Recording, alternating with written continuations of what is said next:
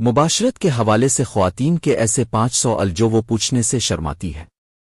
مباشرت جنسی تعلق ہمارے معاشرے کا وہ موضوع ہے جو کہ کرتے سب ہیں، مگر اس حوالے سے بات کرنے کے لیے کوئی تیار نہیں ہوتا ہے۔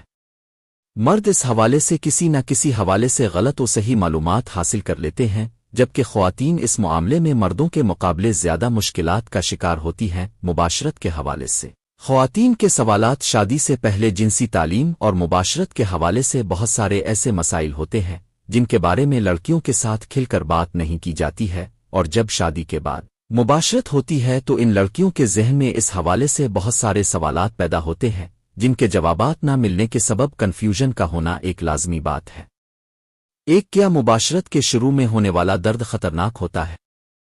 شادی کے بعد پہلی بار جب مباشرت ہوتی ہے تو اس کے نتیجے میں خواتین کے اندام نہانی میں دخول کے سبب ہونے والا درد اکثر لڑکیوں کو خوف زدہ کر دیتا ہے، اور ان کے دل میں یہ خیال بیٹھ جاتا ہے کہ ہر دفعہ جنسی تعلق قائم کرنے پر اتنا ہی درد ہوگا، جبکہ حقیقت یہ ہے کہ پہلی بار جب اندام نہانی میں دخول ہوتا ہے تو اس وقت اکثر لڑکیوں میں ایک پردہ ہوتا ہے جس کے پھٹنے کے سبب درد اور بعض اوقات خون بھی جاری ہو سکتا ہے، مگر یہ ہر بار نہیں ہوتا ہے۔ اس کے بعد درد کی شدت میں کمی واقع ہونے لگتی ہے اور یہ ایک نارمل عمل ہو جاتا ہے۔ دو، کیا جنسی تعلق خواتین کے لیے بھی اتنا ہی پر لطف ہوتا ہے جتنا مردوں کے لیے ہوتا ہے؟ اکثر خواتین باہمی جنسی تعلق کو ایک ذمہ داری کی طرح نبھاتی ہیں۔ اس کا سبب یہ ہوتا ہے کہ وہ یہ سمجھتی ہیں کہ یہ تعلق صرف مردوں کی خوشی کے لیے ہوتا ہے اور اس کی انجام دہی ان کا ایک فریضہ ہے۔ اس حوالے سے ماہرین کا یہ ماننا ہے کہ بہت ممکن ہے کہ دخول کے دوران خواتین اس تعلق میں وہ لذت نہ حاصل کر سکیں، مگر وقت کے ساتھ ساتھ جیسے جیسے وہ اس تعلق کو قائم کرتی ہیں اور اپنے ساتھی کے ساتھ ریلیکس ہو جائیں تو وہ بھی اس تعلق کو اتنا ہی انجوا کر سکتی ہیں جتنا کہ ان کا مرد ساتھی کرتا ہے۔ تین، کیا مباشرت کے فوراً بعد حمل ٹھہر جاتا ہے؟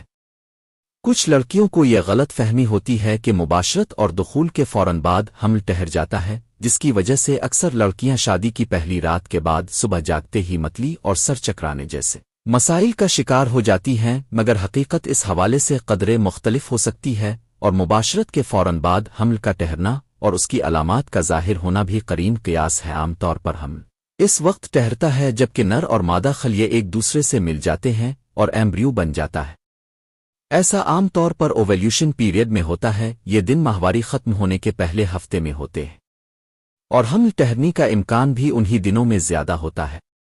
چار، کیا اندام نہانی میں نمی اور ڈسچارج خطرے کی علامت ہو سکتی ہے؟ اکثر خواتین کے اندام نہانی قربت کے لمحات میں نم ہو جاتی ہے، اور اس کا سبب قربت کے لمحات میں جذبات ہیجان ہو سکتا ہے، اور یہ ایک نارمل بات ہے۔ اس میں کسی قسم کے خطرے کی کوئی بات نائن ہے۔ اس نمی کا بنیادی سبب یہی ہوتا ہے کہ اب قربت کے لمحات کو نرمی کے ساتھ انجوا کر سکیں، اور یہ قدرتی عمل ہے، لیکن اگر اس ڈسچارج میں کسی قسم کی بو آرنگ ہو، اس کے ساتھ دخول کے دوران مباشرت کے دوران کسی قسم کا درد بھی محسوس ہو رہا ہو، تو یہ اس بات کی دلیل ہو سکتی ہے کہ اب کے اندرونی اعضاء میں کسی قسم کا بیکٹیریل انفیکشن موجود ہے، اور یہ انفیکشن درحقیق بو کا سبب بن رہا ہے۔ اس کے لیے کسی ماہر امراض نسواں سے رابطہ کرنا ضروری ہوتا ہے۔ 5، کیا ماہواری کے دوران مباشرت کی جا سکتی ہے؟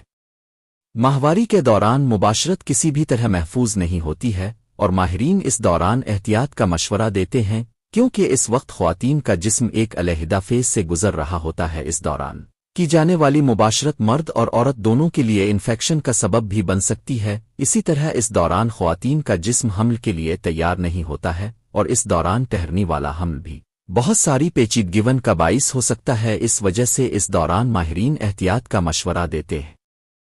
یہ کچھ سوالنتے ہیں جو کہ عام طور پر ہر عورت کے ذہن و دل میں ہوتے ہیں، مگر وہ ان کو پوچھنے سے فطری شرم کے سبب کتراتی ہیں، لیکن ان کے جوابات جاننا بھی ضروری ہوتے ہیں۔ مزید معلومات کے لیے چینل سبسکرائب کریں۔ جزاک اللہ۔